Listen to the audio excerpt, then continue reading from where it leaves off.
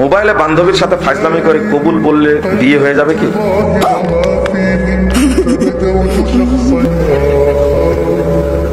কি বললেন?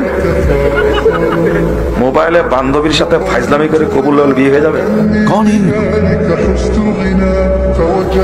প্রথমত মোবাইলে বান্ধবীর সাথে কথা বলাই হারাম। ফাইজলামি করলেন কোথাও?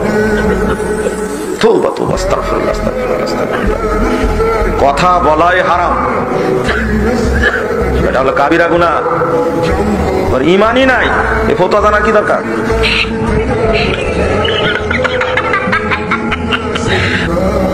চোখের জেনা ইমান নাই, কানের জেরা করে ওর ইমান নাই।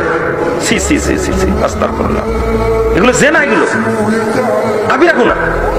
নাউযুবিল্লাহ, আস্তাগফিরুল্লাহ, আস্তাগফিরুল্লাহ। আচ্ছা, ফাইজলামি করে কবুল বললে কি বিয়ে হয়ে যায়?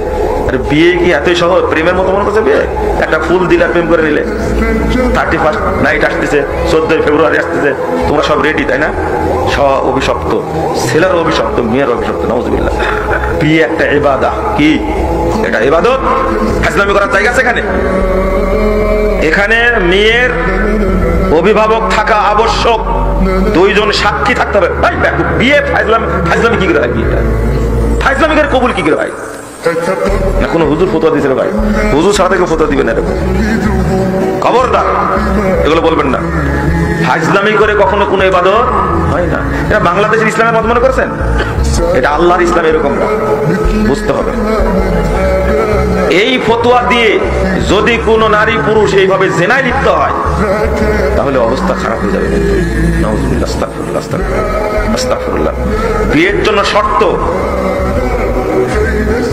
মেয়ের বাবা থাকতে লাগবে, মেয়ের অভিভাবক থাকা লাগবে, 2 জন সাক্ষী লাগবে, একজন ইমাম খুতবা দিবেন, আর এলান করতে হবে আমি বিয়ে করতে যাচ্ছি। আত্মীয় স্বজন জানবেন, এলাকাবাসী জানবেন যে মুজাফফর বিন মুহসিনের বিয়ে হচ্ছে, জানতে হবে। আলিনু বিন নিকাহ, তোমরা বিবাহের ঘোষণা দাও। ও চুরি করে তলে তলে পরে করে অভ্যাস হয়ে গেছে, এখন শরীয়তের উপরে নিয়ে আসতে কথা, তাই না? চুরি করতে বিয়ে হয়, তাই না? 5 বছর আগে বিয়ে করতে জানে না তো, হারাম। আলিনু বিন নিকাহ, বিবাহের ঘোষণা দিতে হবে, একবারে প্রকাশ্যে বিয়ে করতে হবে। এতগুলো থাকতে তো মোবাইলে চুপি চুপি হারাম কাজ করতে হবে, কবুল বলে বিয়ে হয়ে গেল।